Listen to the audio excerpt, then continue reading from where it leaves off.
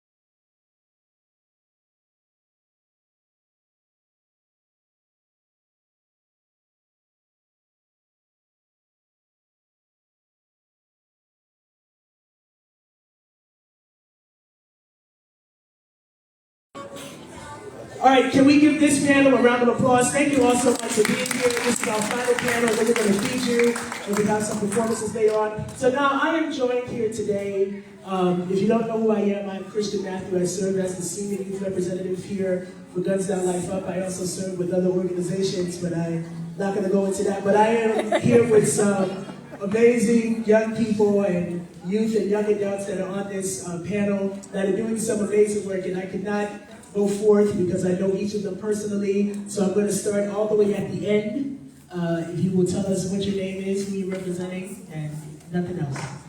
Absolutely. Thank you, Christian, so much. Thank you to Guns Down, Life Up. For those of you guys who I have not had the pleasure of meeting, my name is Miles Hollingsworth, and I serve as the president of the NAACP New York State Conference Youth and College Division.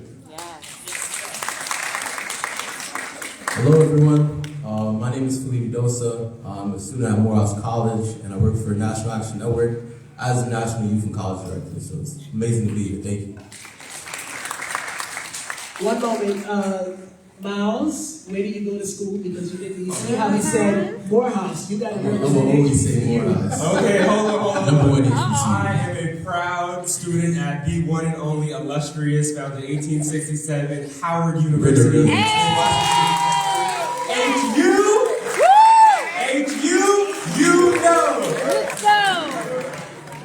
Martin Luther King went to Morehouse. Thank you. Hold on, Tony.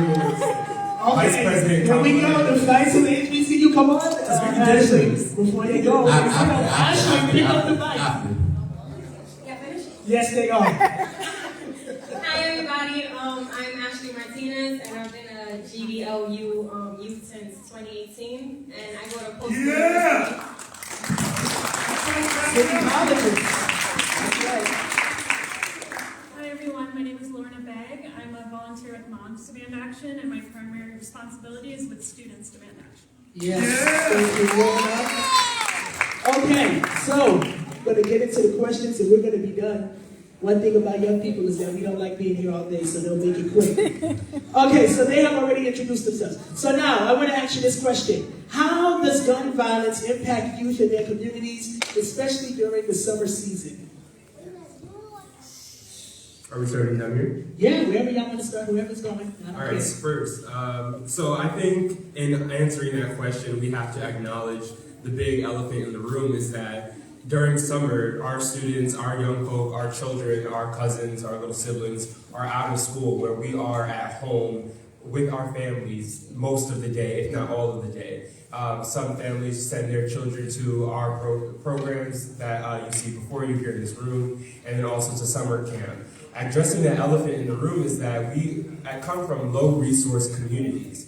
Low-resource communities where our health comes second, our social and civic education comes second, our education and the betterment and advancement of our education comes second in a lot of our elected officials and government systems. So in realizing that big elephant in the room, we're faced with a lot of young people who have no resources other than going to the street and turning to violence or turning to anything that's disadvantageous to their character, their personalities, etc. than go to school. Because what does school provide? It's 7 or so hours throughout the day where you're learning, you're engaging with your peers, you're socializing, your character is being developed. And then after that, a lot of our students go to sports programs, or go dance, or go act, or go sing in the choir. In the summer, we don't have that. So in addressing this impact, it's severe. And it's stark that during summer, our gun violence rates go up, because we have all of those folks where instead of going to a multi-million-dollar funded organization to learn about this or that, they're going to the park, and they're going to get in some trouble. And we know that trouble doesn't just start and stop when at the park. It comes home. It comes back the next day. So in answering that question, I think that it's about the availability to danger. There's this quote that idle time is the devil's playground, that many of us know. All that idle time that we're facing during the summer, I think, ought to be addressed with real resources that we see in over-resourced communities, right? Nobody's ever heard of Beverly Hills Park or Calabasas, California Park youth shooting each other up and fighting each other and having these police having to get involved. Why? Because those are over-resourced communities where they have the money to address X, Y, and Z. They have the staff, they have the counterparts to go out and handle that. So those are my thoughts on that.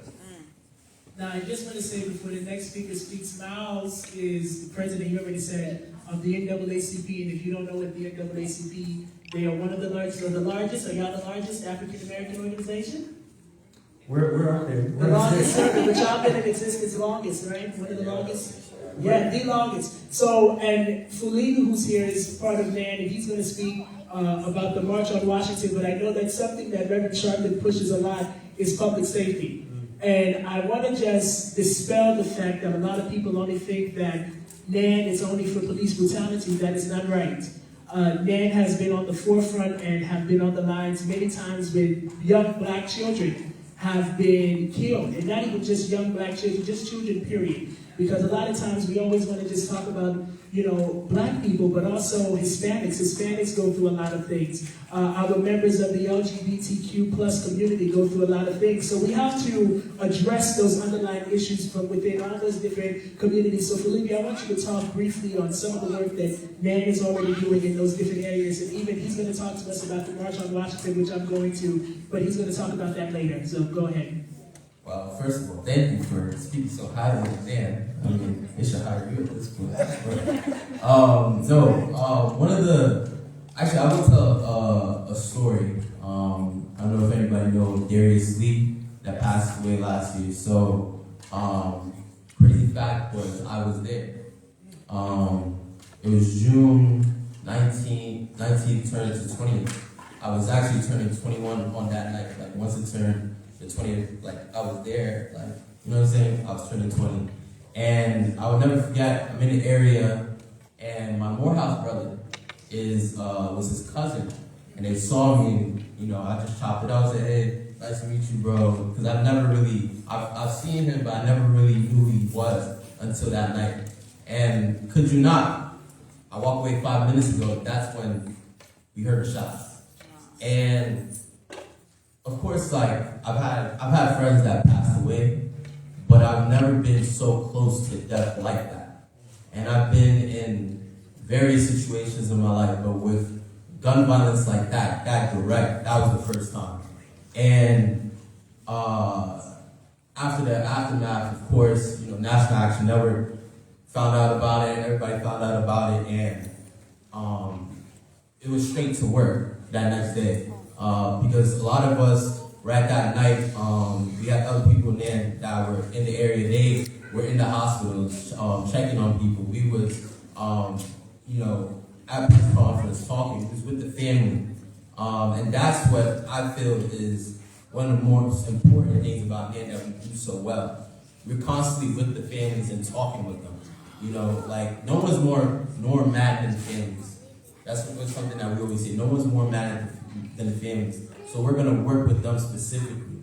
But I will also say, we're not alone. You have came to our huddle and have became a great essential partner. And that's what we also love to do. We always are willing to be there and work with other organizations that know this sometimes better than us. I'll say it. but we have no problem with that. So for me, when it comes down to real gun violence, it's about seeing all the organizations that are out there and seeing if we come together and work within our communities. I was originally born in Togo, West Africa. I came to this country when I was 3. So I have a village mindset. You know, when I go back to my village, it's the aunties, the uncles always checking on me, seeing if I'm good. You know what I'm saying? So it's the same mindset that I have in Harlem. You know, my neighbors always check on me. You know what I'm saying? I always check on the elders if I haven't seen them in a couple of days. Like, hey, how you guys been? You know, small stuff like that. But that's, to me, is essential for a community. Having a healthy village that's constantly checking up on others. Yes. Gentlemen, let me ask you, Lorna. Lorna is here from Students Demand Action and Moms Demand Action, which you guys heard from Shafali on the last panel, and they do some amazing work. I was with them back in June. We always do the walk over the bridge, Brooklyn Bridge. They do it all across the country. They do it over the Golden Gate Bridge in California and some other places, so it's good that we can do it here in New York City. But I want to talk briefly, wanted to talk about advocacy. And one thing that I know that they do really well is that you guys advocate. And MomsDemand Action and Students is very big, well, every town overall is very big on advocacy and really more the legislative pushing. So I want you to speak briefly on how we push legislation, because I also went with y'all to really go Albany back in February, and we went in the middle of a snowstorm. It literally was snowing, and I was in the back of the bus praying that we didn't slide over the road. But in the midst of a snowstorm, we decided to go to Albany and, advocate. So I want you to speak on, the advocacy and the legislative and how young people are able to push legislation in that kind of realm. Sure, yeah. So MomsDemand Action, one of our biggest strengths is our ability to push for new legislation that can help protect us against gun violence. And Christian joined us this year when we went up to Albany, again, as he mentioned, during a snowstorm.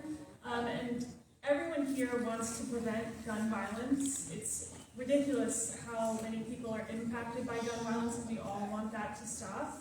But one of the bills we were advocating for was better victims' compensation and better Medicaid reimbursement for crime victims. So we want to acknowledge, of course, we want to prevent gun violence, and that's what we're all here to do today, and that's what we will continue to fight for. But we also want to make sure when the worst thing happens in people's lives, that there are resources available to them. And that's what we did this year when we were up in Albany. And I want to thank Christian and all the other organizations that are represented here today, because we're all kind of pieces of a puzzle, and when we come together, we can really create solutions. Yes, thank you. Thank you so much. If I could just have a housekeeping rule, I don't know what's going on in the back, but if y'all would please stop coming in and out, because I see the same people coming in and out. If you would just cease moving, it's distraction, and it's distracting while standing up here, and I'm getting aggravated. Anyway, Ashley, let me say this to you. Ashley, I've known Ashley for a while now, and Ashley is older than me, but I've seen us all grow up in this movement. And I want you to speak on, you are a poet and an author. And Ashley, I don't know if she has her book with us, but you guys should all ask Ashley about her book. I want you to speak on just some things. You watch your mom, as a hospital responder, and I know she's been here late nights, have to come back and forth, and you lived in the community that you live in Harlem, so you've seen gun violence. Just express that. It's sadness. Well, hello everyone again. I feel sad and anger. Those are the two only emotions that I could say. Seeing my mom come home, she's worked all day, spent almost 12 hours in the hospital working with parents who had their child taken from them, and then for her to come home and see us, at times, the only thing that she can do is just hug us. And I know she feels the pain for the parents, the losses for the parents, but then again, for those parents, no one can absolutely understand. So she can feel it, but she can't understand it. So she comes and I see the pain that it causes her. I see the hurt that happens in her eyes. And growing up, I lived in nothing but projects. So I heard gunshots It's to the point where we shouldn't be playing in the projects, gunshots, or fireworks. Trying to decide which one it is once we hear sound and stuff. And it's really sad, it's really disheartening to see some kids that I grew up with that they're no longer here, that I made it past. And it's really sad. So joining GDLU as a youth, and although I'm not active anymore because I am in college and stuff, I still take that message with me. And I take it everywhere I go, and I will always do that. Thank you, Ashley. And I must say, it is hard being a young person and having to juggle so many things. These young people are in college, except for Lorna. Lorna, you're not in college, right? Okay. So it's hard for them to be in college and to be a part of such great organizations. I don't know how they do it. I watch, we all have each other on Instagram, and I see Fulivi, flying in and out, and Miles, and all of them just flying in and out. And I'm like, I could never do it. I get mad just traveling in the car in the Bronx and in New York City. So just imagine how they have to juggle that. I want to just speak briefly I want each of you, each person that is sitting here in just 30 seconds or no more than a minute, I want you to share examples of successful community-based initiatives that were led by you, where you feel that young people had some of the most impact. May this be gun legislation, may it be civil rights legislation. I mean, all of us come from different backgrounds. So I want each of you, starting with Lorna, and then we're going to go down, to speak on where you feel that young people have led recently, not back, recently. Well, an example that I'll share is a volunteer with MomsDemand Action named Natalie Arzu. Her brother was killed. Her brother was killed in 2011, and in less than 10 years, because of her work and her advocacy, a bill was passed in New York State for the Jose Webster Untraceable Firearms Act to prevent ghost guns from being created in New York. Ghost guns are when you can buy parts of a gun online which you do not have to have a background check for, and you can assemble it yourself. You can see the work that, how fast her advocacy and her work was able to become a tangible law that can help protect us. And obviously we don't want anyone to suffer the loss that she felt, but we really all want to stand together and make sure changes are made. I say one thing that this generation does have that we do take advantage of is social media. I do see a lot of kids my age, a little older than me, definitely younger than me, they definitely use that platform, whether it's TikTok, Facebook, Instagram, to make sure that their voices is heard. They lead movements and protests, so I would definitely say social media. And before we goes, I just want to say that social media, that's going to be one question that I asked before because we got to close. Social media is a really big thing, and we have to learn how to use it correctly. And I think that sometimes as young people, we don't really know how to use social media, which is why for Harlem Week, I'm going to be on the social media panel for NAN. So go ahead, Louis. First, I had to say this quick small story. This was about, I want to say 2 years ago during the George Floyd. There was a 5th grader that had contacted me, and she did a whole march and literally hit up her other 5th grade friends, and they did a whole march through Harlem. It was about 10, 12 of them. And the reason why I was just so surprised was like, even when I spoke to the parents, I was like, maybe the parents were the one that enforced it. It wasn't the parents. She literally told her friends, hey, tell your mom, tell your dad that I want to do this, and let's all organize together. And that, like, I understand you're talking about, we're taking flights, it's hard work. If a 5th grader was able to get their friends to come to do a march through Harlem, it wasn't very crazy. It was just it was like 5 blocks, and I marched with them.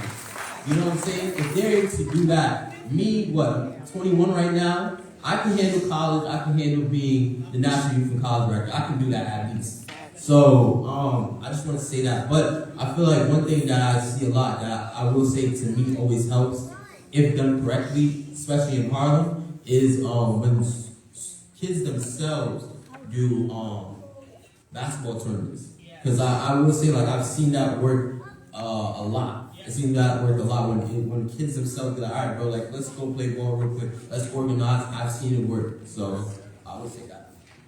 That is, can we give Felipe a hand for just saying that story? A fifth grader was able to lead a protest for George Floyd. That is so significant because it was hard. Well, it wasn't hard. I mean, people were joining from all around the world. I mean, Black Lives Matter really exploded. A lot of people didn't even know that Black Lives Matter existed.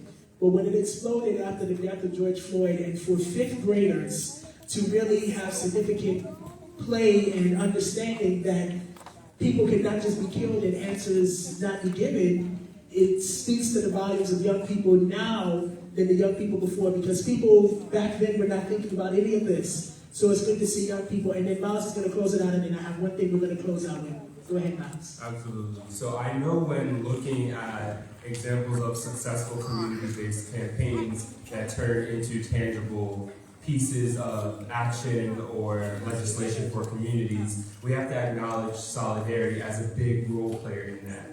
I thought you were going to mention this, but Felipe and I, National Action Network and NAACP, partnered with March for Our Lives in, what was it, last year? Yes. Last year in June for Gun Violence Prevention Awareness Month, where we held one of the largest single-day protests in New York State. Where we shut down thousands of people. And if you Google that march, you'll see Felipe's speech, you'll see my speech. All over the world. Right, in New York State, right, because of the two colored organizations where we got that message to March for Our Lives, and we got that message out across New York State through that protest, we were able to be a partner in solidarity with March for Our Lives National, where that same day, or that same week rather, the Bipartisan Safer Communities Act was signed into law by President Biden, where we have seen since, that's a round of applause because we have federal law passed through the advocacy that happened in New York State. Although California, Texas, and Florida and other states played a large part, New York as the capital of the world and its leaders that are on this panel here, we played a large part that's called solidarity in that example. And even going a little bit specific before I wrap up, organizations that's not here today, but Youth Over Guns, where we're able to take the resources, or take advantage of resources that these elected officials kind of sweep under the rug or make go unnoticed oftentimes, like money or funding or grant opportunities, right? Where we can now use that money to host fellowships, right? So instead of, like aforementioned, when we spoke over the summer, there's no community programs or there's no our school programs being offered. Now Guns Down Life, Youth Over Guns, NAACP, NAN can host fellowships, internships through these grants that our elected officials are hosting, and I think that's an effective example of a community-based initiative because it's becoming that, where our youth are no longer turning to guns and no longer turning to violence that guns behold. This is really personal that we address that in our yearn to address how we can get more successful community-based initiatives. Why? Because gun violence is an epidemic. You've heard that once before, I'll say it all the time. In October of 2017, I nearly lost both of my parents to the mass shooting that happened in Las Vegas. From there, we did not know their whereabouts or safety for around 2 to 3 days. And in middle school, hearing and going through that experience, I was, like aforementioned, with the others, people who have experienced gun violence, I was angry. I was angry as hell. And in finding NAACP, finding Youth Over Guns, we have, as young people, turned that anger into advocacy. And look at the path that it has since become. We have federal law passed. We have New York State laws passed. We have city council laws passed. We have resources to the community that are actually helping our young people, where I think those are all examples of success in this fight to end gun violence. So definitely, we need to look out for more of those opportunities. Thank you. And let me just say, Lewis Louis Hernandez is not here. But Louis is a very big part, and Louis is a very huge part, actually, of young people in his work, and working not just as he worked with StudentsDemand, Youth Over Guns. He is the founder and CEO of it, but he is also a big part of the Gathering for Justice, which both Miles and I happen to be part of. Miles is a fellow, and I happen to still be a part of the Youth Policy Roundtable. So it is really important when we speak to young people and when we speak about what young people need. So I want each of you 30 seconds. I'm going to clock it. 30 seconds. Say your name, where you're from, and leave us with one little message. I'm going to start with Lorna because she's the shortest, and then Miles speaks forever, so he's going to go last. So go ahead. Name, the organization you're representing, and leave us with a quick message. Okay, Lorna, MomsDemand Action / StudentsDemand Action, and my quick message is come to the table in the back that we have there. We have voter registration forms, and we have links to sign up to participate with us. If you were 18 and older, you better go out and vote. I registered to vote and see if y'all can They gave me my card and everything. I said, I'm glad to be a voter. Go ahead, Ashley. 30 seconds. My name is Ashley Martinez. I represent Guns Down Like Love, and one thing I would say is mental health definitely matters. It does begin there.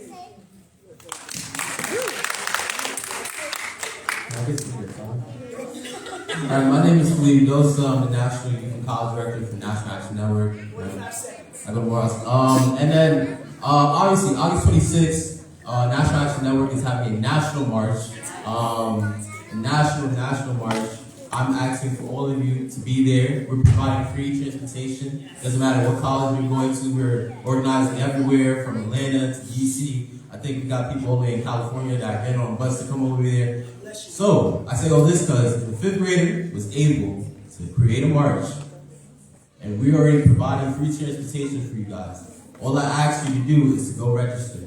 If you want your own bus and you can get 50 people, you can email me personally at youth@nationalactionnetwork.net. I'll say it again. You can email me personally at youth@nationalactionnetwork.net, and we'll work together on getting you a bus, free bus transportation to the march in Washington, D.C., and back to your respective location. So I hope to see you all there. And I am going to say no justice, no peace. Thank you. Let me just say this before Miles goes. I'm not taking none of your time. You got 45 seconds. Guns Down Like Love, we're having a bus leave from here. I didn't tell y'all yet, but I got to say it with you now. Yeah, we're having a bus leave from here, and we still have seats. So if anybody wants to go along with us, I'm going 2 days before. But Guns Down James is hoping, and we're going to get a bus to leave from here to go down to the March on Washington to be part of that amazing event that that Felipe just told us about. Miles, 45 seconds. Absolutely. So thank you again, everyone, for coming out today. Thank you to Guns Down Like Up. My name is Miles Hollingsworth. For those of you guys who may have come in a little late, I am the president of the NYAGV New York State Conference Youth College Division. And in my closing remarks, I definitely leave you guys with the plea to tell your communities, tell your families, tell your circles, to tell their circles that voting is our power. Now, 45 seconds. I'm going to go to this long, lengthy story now. No, I'm just joking, but go vote. Seriously, register folks to vote. And look out to your other organizations. Encourage your folks who may not have been involved, like MomsDemand in the back. I think are you guys registering folks to vote? Voter registration happening right in the back. So, thank you much for peace and blessings. Okay, thank you so much. Where's Gail? I want to take a picture. Gail? Uh-oh, the silence is going. Okay, so we have one more little thing, and then y'all are going to come. I'm so sorry. Don't be mad at me. We have, y'all can come, I'm sorry, y'all can get off, get out the, can we give our panelists a hand? Yeah, there she is. Yes. Come up to the stage. Thank you. Come up to the stage. Come on. Come on, we're going to take a picture, and then Electric is going to come through his thing and read. Quick picture.